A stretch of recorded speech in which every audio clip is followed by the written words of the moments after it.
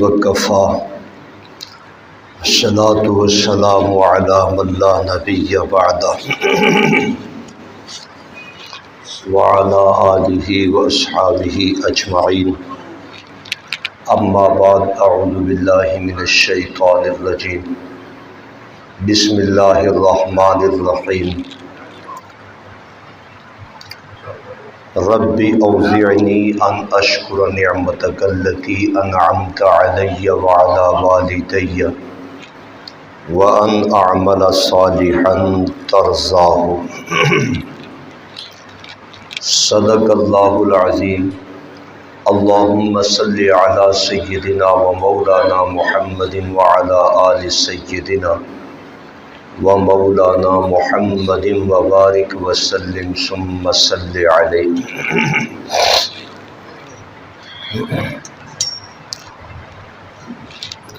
گرامی قدر مسلمان مومن کی ہمیشہ یہ کوشش رہنی چاہیے میں ایسا بن جاؤں کہ اللہ کو میں پسند آ جاؤں اور اللہ کا قرب اور نزدیکی مجھے حاصل ہو جائے، تاکہ مرنے کے بعد میری بخشش کا فیصلہ ہو جائے۔ اور یہ کوشش اسی صورت میں کامیاب ہوگی جب ہم اتباع رسول والی زندگی اپنائیں گے۔ قل ان کنتم تحبون اللہ فاتبعونی یحببکم اللہ۔ اگر تم اللہ سے محبت کرتے ہو میری اتباع کرو، اللہ تم سے محبت کرنے لگ جائے گا۔ اتباع رسول حقیقی اور اصلی چیز ہے۔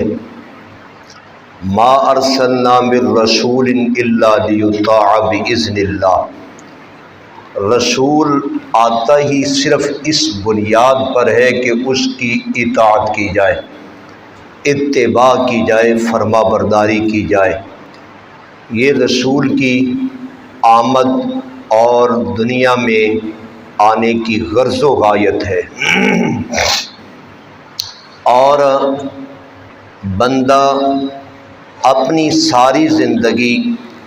قرآن و سنت کے موافق رکھے، نبی پاک صلی اللہ علیہ وسلم کی زندگی کو اسوہ حسنہ بنائے، آپ علیہ السلام کے طریقے کو اپنی کامیابی کی راہ بنائے، اور یہ نظریہ رکھے کہ آپ صلی اللہ علیہ وسلم کا طریقہ، آپ علیہ السلام کی سنت دنیا کے تمام رواجات اور تمام طریقوں سے اعلیٰ اور بہترین ہے۔ حسن و ہادی و محمد، بہترین ہدایت، بہترین رہنمائی محمد پاک صلی اللہ تعالی علیہ وسلم کی ہے۔ میرے عزیز، بات یہ ہے ہم جو دنیا میں برائی ہے وہ برائی ہے، زنا، چوری، قتل، چغلی، یہ سب برائیاں ہیں، ساری دنیا ان کو برائیاں سمجھتی ہے، لیکن بعض اعمال ایسے ہیں دیکھنے میں وہ خوبصورت ہیں، اعلیٰ ہیں، لیکن حقیقت میں وہ اعلیٰ نہیں، حقیقت میں اللہ کے ہاں وہ خوبصورت نہیں، دیکھنے میں تو خوبصورت ہے اور حقیقت میں وہ خوبصورت نہیں۔ بعض اعمال ایسے ہیں اور قرآن اور حدیث سے ان کے متعلق یہ بات ہم تک پہنچی ہے اور ہماری نظروں میں ہے۔ میں اپنی گفتگو کا آغاز قرآن کی ایک آیت سے کر رہا ہوں، ربی اوزعنی ان اشکر نعمہ۔ بندہ یہ کہتا ہے کہ اے میرے اللہ مجھے توفیق عطا فرما، میں وہ عمل کروں ان اعمل صالحا ترضا، جو عمل صالح ترضا ہے، وہ عمل صالح جو ترضا ہے، ترضا گویا کہ ایک عمل صالح غیر ترضا ہے۔ یہ دو قسمیں بنی، ایک ترضا کی اور ایک غیر ترضا کی۔ اور اللہ تعالی جس عمل کو قبول کرتے ہیں فرمایا وہ عمل صالح ترضا ہے، وہ عمل صالح جن کو اللہ رب العالمین پسند کرتا ہے، وہ اعمال ہیں جن کے عمل اللہ قبول فرماتے ہیں۔ جو غیر ترضا ہیں یعنی ہیں وہ عمل صالح، دیکھنے میں بہترین عمل ہے لیکن اللہ کریم اس کو قبول نہیں فرماتے اور اس کو مردود اور رائگاں قرار دیتے ہیں، اس کا کوئی معمولی سا بھی وزن کوئی نہیں۔ ایسے اعمال صالحہ جو غیر ترضا ہیں اور دیکھنے میں وہ حسین ہے لیکن اللہ رب العالمین کو وہ پسند نہیں، دیکھنے میں اعلیٰ ہے لیکن عند اللہ کے ہاں وہ قبول کوئی نہیں ہے، وہ اعمال بظاہر دیکھنے میں اعلیٰ حسین عمل صالحہ، صالح عمل ہے، نیک عمل ہے، لیکن اللہ رب العالمین ایسے نیک عمل جو غیر ترضا ہے اللہ تعالیٰ ان کو قبول نہیں فرماتے۔ مثلا اس کی مثال لیجئے کہ ایک آدمی چھری اور مرغی پکڑ کر وہ ذبح کر رہا ہے چھری کے ساتھ، اور وہ چھری کے ساتھ ذبح کرتے ہوئے سورۃ فاتحہ پڑھتا ہے اور سورۃ فاتحہ پڑھ کر وہ چھری چلاتا ہے۔ اب یہ دیکھنے میں تو عمل اعلیٰ ہے، حسین ہے، چونکہ قرآن پاک پڑھ کر اس کو ذبح کیا جا رہا ہے، اور وہ چھری پکڑ کر ذبح کرتے ہوئے وہ درود پاک پڑھتا ہے۔ بظاہر تو دیکھنے میں یہ حسین ہے چونکہ اس نے درود پاک پڑھ کر اس مرغی کو ذبح کیا، لیکن یہ وہ عمل صالح ہے جو غیر ترضا ہے، اس عمل کو اللہ کریم پسند نہیں فرماتے، اس کو اللہ شرف قبولیت عطا نہیں فرماتے۔ یا اس کی ایک اور صورت، ایک شخص 4 رکعتیں وہ پڑھ رہا ہے ظہر کی، اور اس نے 2 رکعتیں پڑھنے کے بعد، اس نے تشہد پڑھنے کے بعد درود پاک بھی پڑھا، اور درود پاک پڑھ کر پھر وہ تیسری رکعت کے لیے کھڑا ہوا۔ اب دیکھیے یہ عمل نماز والا، یہ خوبصورت اور حسین عمل ہے، لیکن اللہ کے ہاں یہ عمل قبول نہیں ہوگا، کیونکہ اس میں ایسا عمل میں ایسی آمیزش ہے جو اللہ رب العالمین کو پسند نہیں ہے۔ اللہ کو وہ عمل پسند ہے جو ترضا ہے، اللہ رب العالمین کی رضا پر ہے، اور وہ عمل پاک پیغمبر صلی اللہ تعالی علیہ وسلم کی سنت اور طریقے کے موافق ہے۔ اگر طریقے کے موافق نہیں، وہ بظاہر جتنا بھی حسین عمل ہو، خوبصورت عمل ہو، رب کریم اس عمل کو قبول نہیں فرماتے۔ یہ قانون خداوندی ہے کہ وہ عمل ہی اللہ قبول فرمائیں گے کہ جس عمل کو نبی کے طریقے کے موافق رکھا جائے گا، آپ علیہ السلام کی سنت کے موافق رکھا جائے گا، وہ عمل ترضا بنتا ہے، اور جو عمل نبی کی سنت سے ہٹ جائے گا وہ عمل غیر ترضا بنتا ہے۔ ایسے عمل کو اللہ کریم قطعاً پسند نہیں فرماتے۔ ایک اور مثال لیجئے، ایک آدمی کی شادی ہے، بیٹے کی شادی ہے، وہ اس شادی پر خوشی کا اظہار کرتا ہے، اور وہ خوشی ڈھول اور باجوں کے ساتھ، ناچ گانوں کے ساتھ، مہندی کے ساتھ، عجیب طرح کی رونق کے ساتھ بیٹے کی شادی کر رہا ہے۔ اب آپ اس کو روکے کہیں کہ یار یہ خوشی اس موقع پر غیر مناسب ہے، چونکہ آپ یہ موقع جو تم پیش کر رہے ہو یہ موقع مناسب نہیں ہے، کہ یہ تو شیطانی چکر ہے، لہذا یہ خوشی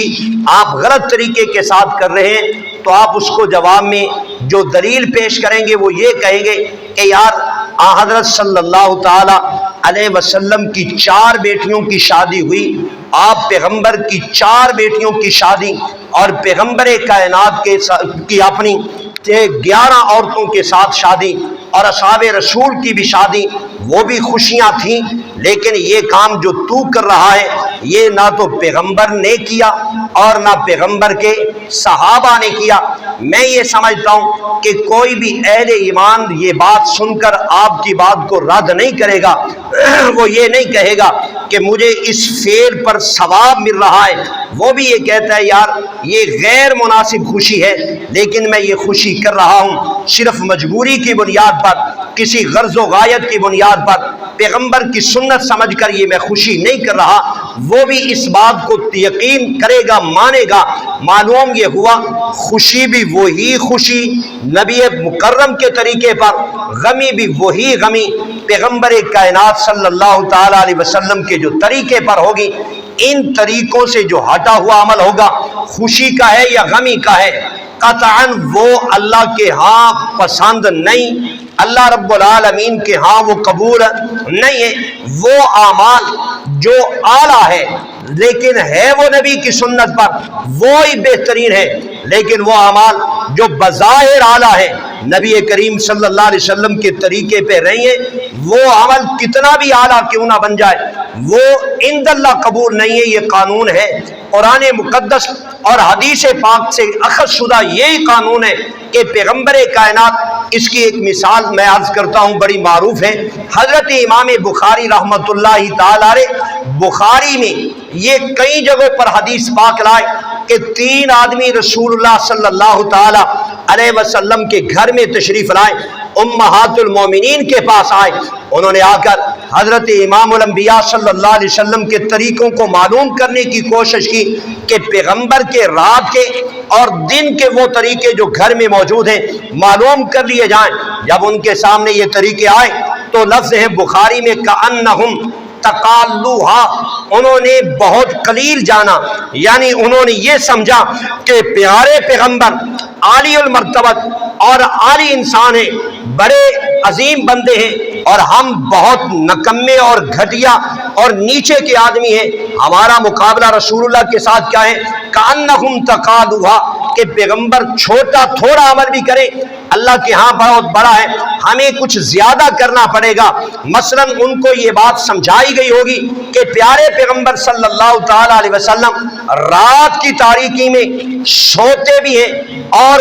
آپ بیدار بھی ہوتے ہیں، آپ نفلیں بھی پڑھتے ہیں، آپ پیارے پیغمبر علیہ الصلوۃ والسلام تہجد کی نماز بھی پڑھتے ہیں، لیکن ان میں ایک بندہ کہنے لگا کہ اللہ کی قسم پیغمبر کی مثلا تہجد کی نماز وہی بڑی اعلیٰ ہے، میں ساری رات بیدار ہو کر وقت پاس کروں گا، میں نہیں سوؤں گا۔ لہٰذا اس نے قسم اٹھائی کہ آئندہ ساری زندگی رات کو عبادت میں مصروف رہ جاؤں گا اور رات کو میں اللہ اللہ کروں گا، نفلیں پڑھوں گا، تلاوت قرآن کروں گا، ذکر و اذکار کروں گا۔ اب دوسرا بندہ مثلا اس کے سامنے اگر یہ بات آئی کہ امام الانبیاء صلی اللہ تعالی علیہ وسلم کبھی روزہ رکھتے اور کبھی آپ افطاری میں رہتے، کبھی روزہ کبھی افطاری کر لیتے، آپ کبھی روزہ کرتے کبھی افطار کرتے، جب اس کے سامنے یہ بات آئی اس نے یہ قسم اٹھائی، کہنے لگا اللہ کی قسم کأنہم تقالوہا، کہ کہاں پیغمبر کہاں ہمیں، میں تو ساری زندگی روزے کے ساتھ رہوں گا،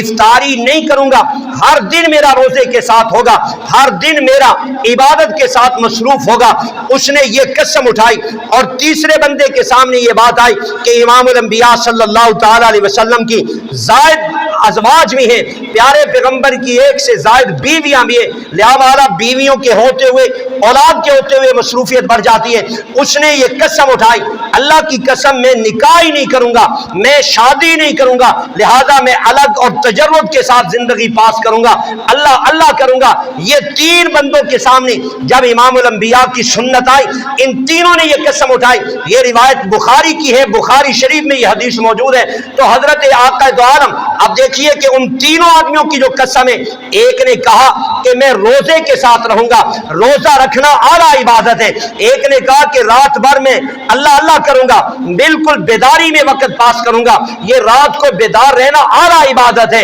اور تیسرے نے کہا کہ عورتوں سے الگ ہو کر رب رب کروں گا, تلاوت کروں گا, ذکر کروں گا, نمازیں پڑھوں گا اور میں نوافل پڑھوں گا, یہ اعلیٰ عبادت ہے. اور تینوں نے اعلیٰ عبادتیں, یہ تینوں بظاہر دیکھنے میں حسین عبادتیں ہیں, تینوں اعلیٰ عبادتیں ہیں, تینوں خوبصورت عبادتیں ہیں. لیکن آقا دو عالم صلی اللہ تعالیٰ علیہ وسلم تشریف لائے, آپ علیہ الصلوۃ والسلام کو خبر ہوئی کہ تین آدمیوں نے آ کر یہ قسم اٹھائی ہے, تو پیغمبر کائنات نے تینوں کو ولطلب فرمایا, تینوں کو بلایا اور آپ علیہ الصلوۃ والسلام نے ہر ایک کے ساتھ گفتگو کرتے ہوئے کہا, یہ روایت بخاری کے اندر موجود ہے, آپ علیہ الصلوۃ والسلام نے اس آدمی سے خطاب کیا کہ جو آدمی یہ کہہ رہا تھا ہر روز روزہ رکھوں گا, آپ نے فرمایا کہ تم مجھ سے آگے بڑھنا چاہتا ہے, میری سنت سے ہٹنا چاہتا ہے, میرے طریقے سے اعراض کرنا چاہتا ہے کہ میں ایک دن روزہ رکھوں, کبھی افطاری کروں, کبھی روزہ رکھوں اور کبھی کبھی زیادہ روزے, کبھی کبھی زیادہ افطاریاں, کہ تو نے اپنی ساری زندگی کی قسم اٹھائی کہ ہر روز روزہ رکھوں گا, تو میرے طریقے سے آگے نکلنا چاہتا ہے. اور یہ عمل وہ ہے جو رب کریم کو پسند نہیں ہے. حضرت امام الانبیاء نے دوسرے بندے سے کہا کہ تو نے یہ قسم اٹھائی ہے کہ ساری رات بیدار ہو کر میں اپنا وقت پورا کروں گا, میں رات کو بیدار بھی ہوتا ہوں اور رات کو میں سوتا ہوں, تو مجھ سے آگے نکلنا چاہتا ہے. اور تیسرے بندے سے کہا کہ میں نے ایک سے زائد بیویاں بھی کی ہیں اور تو نے بیویاں یعنی نکاح نہ کرنے کی قسم اٹھا کر میں محمد کریم سے آگے نکلنا چاہا. اور تینوں کے لیے یہ جملے ارشاد فرمائے اور یہ روایت بخاری کے اندر موجود ہے, من ترک سنتی فلیس منی, پیغمبر کائنات نے فرمایا جو میرے طریقے سے ہٹ کر عبادت کرے گا, جو میرے طریقے سے ہٹ کر وہ ایک نظام چلائے گا, جو میرے طریقے کے ساتھ ہٹ کر وہ دین کے اندر ایک عبادت میں اضافہ کرے گا, فلیس منی, بے شک وہ اپنے آپ کو سنی کہے, بے شک وہ اپنے آپ کو نبی پاک کا عاشق ہے, بے شک وہ اپنے آپ کو پیغمبر کا متبع ہے, اپنے آپ کو امت محمدیہ کا فرد ہے, کائنات کے رب کی قسم, یہ حدیث بخاری کے اندر موجود ہے. فلیس منی, امام الانبیاء نے فرمایا کہ اس کا میں محمد کریم کے ساتھ بالکل تعلق نہیں ہے. دیکھنے کی بات ہے, ذرا اس پر ایک اور انداز سے, انداز ثانی کے ساتھ آپ تدبر فرمائیں. ایک نے کیا کہا کہ میں روزہ رکھوں گا, ہمیشہ افطاری نہیں کروں گا, اور روزہ رکھنا فی نفس ہی امام الانبیاء سے ثابت ہے, حدیثوں میں موجود ہے کہ پیغمبر کائنات ہفتے کا روزہ رکھتے, آپ علیہ السلام سوموار کا روزہ رکھتے اور بدھ جمعرات کا روزہ رکھتے, ایام 20 کے روزے رکھتے, 3 مہینے میں 3 دن کا روزہ رکھتے. اور ام المومنین عائشہ فرماتی ہیں بعض اوقات اتنے روزے رکھتے ہمیں یہ محسوس ہوتا کہ اب آپ افطار کرنے والے نہیں ہیں. روزہ رکھنا فی نفس ہی عبادت ہے اور پیغمبر سے ثابت ہے. اور ایک سے زائد روزہ رکھنا, شعبان کا روزہ, ایک روایت میں ہے کہ پیغمبر شعبان کے سارے روزے رکھتے, ایک میں یہ کہ اکثر روزے رکھتے. یہ کثرت تعداد زیادہ روزوں کی پیغمبر سے ثابت ہے, امام الانبیاء سے ثابت ہے. لہذا روزے زیادہ رکھنا پیغمبر کا فعل ہے جو حدیثوں میں موجود ہے. لیکن آپ نے اس آدمی کو کیا کہا تھا کہ من ترک سنتی فلیس منی, اگر تو نے میرا طریقہ چھوڑا تیرا میرے ساتھ کوئی تعلق نہیں ہے. حالانکہ روزہ فی نفس ہی پیغمبر سے ثابت ہے. ایک سے زائد روزے رکھنا رسول اللہ کا فعل بھی موجود ہے حدیثوں میں, لیکن امام الانبیاء نے اس کو فرمایا کہ مثلا 3 ماہ کا روزہ, ایک مثال دے رہا ہوں کہ پیغمبر کائنات نے 3 ماہ میں 15 یا 1 ماہ کا روزہ رکھا, 2 مہینے کا روزہ نہیں رکھا, یا 1.5 ماہ کا روزہ رکھا اور 1.5 ماہ کا روزہ نہیں رکھا, جو حدیث کو سامنے رکھا جائے. تو لہذا 3 ماہ میں پیغمبر کائنات نے 1.5 ماہ کا روزہ رکھا اور 3 ماہ مکمل کا روزہ نہیں رکھا. لیکن وہ قسم اٹھانے والا کیا کہہ رہا ہے کہ میں 1.5 नहीं बल्कि कितने माह का रखूंगा, 3 माह का रखूंगा। तो पैगंबर अलैहिस्सलाम ने फरमाया मन तरका सुन्नती फलैसा मिन्नी, और तू 3 माह का रोजा रखे, मिसाल दे रहा हूं, लिहाजा तेरा मेरे साथ कोई ताल्लुक नहीं है, तो मेरे सुन्नत और तरीके से नमूने से हट चुका है। मेरा भाई यहां तो उस बंदे को सुन्नत से मिल्लत मोहम्मदिया से खारिज कर दिया गया और उसको अपने से ला ताल्लुक कर दिया गया, और अपने आप से पैगंबर कायनात ने उसको अलग कर दिया कि जिसने ऐसी कसम उठाई, ऐसी इबादत करना चाही कि जो इबादत पैगंबर से साबित है, इमामुल अंबिया के सहाबा से साबित है, लेकिन वो भरा के इबादत करना चाहता था, तो नबी अलैहिस्सलाम ने उसको अपने आप से काट काट के अलग कर दिया। अब मैं एक बात यहां कहना चाहता हूं कि ये जो रबीउल अव्वल का 12वें रबीउल अव्वल का जो जुलूस है, ये जुलूस झंडियां लगाकर, बत्तियां सुलगाकर और इज्तिमाइयत सूरत के साथ बाजारों में निकलकर और गली कूचों में निकलकर इसको जो एक शरीय तरीका बना दिया गया और एक जामा पहना दिया गया, मेरा अजीज ये तो 100% नबी से साबित नहीं, ये तो 100% पैगंबर के सहाबा से साबित नहीं, ये तो 100% इमामुल अंबिया के मुत्तबीन से साबित नहीं। मैं कहना ये चाहता हूं कि जो 100% साबित था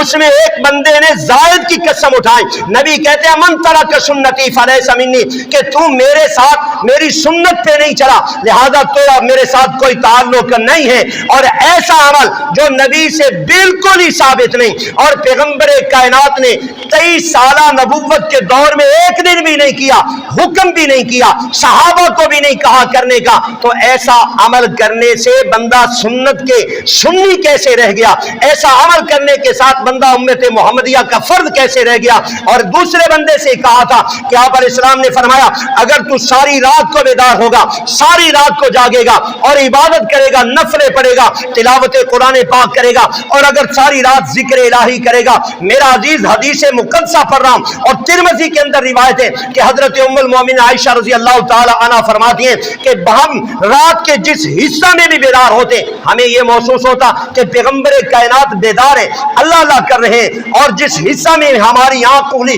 तो नबी मुकर्रम अलैहिस्सलाम को हमने बेदार पाया और पैगंबर अल्लाह अल्लाह करे। गोया कि रात की इबादत पैगंबर से साबित है, और रात को नफले पढ़ना नबी से साबित है, और रात को कुरान पाक पढ़ना नबी से साबित है, और रात को जिक्र करना नबी से साबित है। लेकिन उस बंदे ने क्या किया था? उसने इजाफा की कसम उठाई। उसने कहा कि या रसूल अल्लाह अगर आप 4 घंटे बेदार होते तो मैं 6 घंटे बेदार होऊंगा, अगर आप 5 घंटे बेदार होते मैं 7 घंटे बेदार होऊंगा। तो इस शख्स के लिए पैगंबर कायनात फरमाते मन तरक सुन्नती फलैसा मिन्नी, क्योंकि ये 7 घंटे लगातार बेदार होना ये मेरी सुन्नत ही नहीं है। मेरी सुन्नत तो है 5 घंटे बेदार होना, और ये 6 घंटे लगातार बेदार होना ये मेरी सुन्नत ही नहीं है। मेरी सुन्नत तो है सिर्फ 4 घंटे बेदार होना, और 4 घंटे बेदार रहना ये तो नबी से साबित था, लेकिन उसने 2 घंटों के इजाफे की कसम उठाई। इमामुल अंबिया ने फरमाया मन तरक सुन्नती फलैसा मिन्नी, कि जो मेरे तरीके से हटकर अपना अमल करेगा उसका मैं मोहम्मद करीम के साथ ताल्लुक नहीं है। लेकिन ये जो जश्न ईद मिलादुन नबी का जुलूस है ये तो 1% भी रसूलुल्लाह से साबित नहीं है। हमारा सिर्फ यही इख्तिलाफ है, हम ये कहते हैं कि ये एक जुज में भी रसूलुल्लाह से साबित नहीं है, प्यारे पैगंबर के सहाबा से साबित नहीं है। जब ऐसा अमल जो साबित है और वो साबित शुदा अमल एक बंदा इजाफे की कसम उठाता है, याद रखिए जन्नत में वही जाएगा कि जिसने नबी के तरीके पर मोहरबंद तरीके पर अमल किया, ना इजाफा ना कमी, वो शख्स जन्नत में जाएगा। आइए मैं बुखारी का एक हवाला आपके सामने पेश कर रहा हूं, और इमाम बुखारी रहमतुल्लाह ताला अलैह बुखारी में कई जगहों पर यह हदीस पाक लाए हैं कि प्यारे पैगंबर तशरीफ फरमा है, एक शख्स आता है और वो सादा बंदा है, देहात का रहने वाला है। हदीस में आता है सायर और रास, उसके सर के बाल बिखरे हुए हैं, मेले कुचैले कपड़े हैं, और वो बिन बना रहा है। पैगंबर के पास आता है, यानी मजलिस रसूल में आता है, और आकर पैगंबर कायनात का पूछता है। सहाबा इशारा फरमाते हैं ये रसूल अकरम है। वो आगे बढ़ता है, और आगे बढ़कर वो अंदाज उसका बड़ा अजीब है। कहने लगा कि अंता रसूलुल्लाह, अंता मोहम्मद, आप मोहम्मद हैं। आप अलैहिस्सलाम ने फरमाया जी हाँ मैं मोहम्मद करीम हूँ। ये हदीस पाक बुखारी से पढ़ रहा हूँ। عام کسی حدیث کی کتاب بھی نہیں ہے، یہ بخاری کی حدیث کی کتاب ہے، اور یہ حدیث مسلم شریف میں بھی موجود ہے، اور جو بخاری اور مسلم میں حدیث آ جائے وہ سکہ بند حدیث ہوتی ہے۔ تو حضرت امام الانبیاء سے کہتا ہے آپ اللہ کے رسول ہیں؟ آپ نے فرمایا جی ہاں میں اللہ کا رسول ہوں۔ پھر کہنے لگا کہ حضرت آپ کا حوالہ دے کر ایک شخص ہمارے گاؤں میں آیا ہے، ایک شخص ہمارے گاؤں میں دیہات میں آیا ہے، اس نے یہ بات کہی آ کر کہ مدینہ طیبہ میں ایک ہیں جو جن کا نام محمد کریم ہے، میں انہی کا قاصد ہوں، میں انہی کا پیغام رسا ہوں، اور میں تمہیں بتانے آیا ہوں کہ وہ محمد اللہ کے رسول ہیں۔ اے محمد کریم صلی اللہ علیہ وسلم، میں آپ کو قسم دلاتا ہوں اس رب کی جس نے آسمان کو بنایا،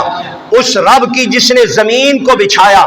آپ مجھے قسم دے کے کہیے آپ اللہ کے رسول ہیں؟ آپ نے فرمایا بالکل میں اللہ کا رسول ہوں۔ آپ نے آسمان اور زمین کے رب کی قسم دی، میں اللہ کا رسول ہوں۔ پھر کہنے لگا کہ آگے کہیے، کہ وہ شخص کہہ رہا تھا کہ بھائی اس رسول کا کہنا ہے کہ دن رات میں 5 نمازیں فرض ہیں، مجھے اللہ آسمان و زمین کے رب کی قسم دے کے بتائیے کیا واقعتاً 5 نمازیں فرض ہیں؟ آپ نے فرمایا بلا شبہ 5 نمازیں فرض ہیں، الا ان تطوع، مگر یہ کہ تو نفلی نماز پڑھے، مثلا تہجد کی نماز نفلی نماز ہے،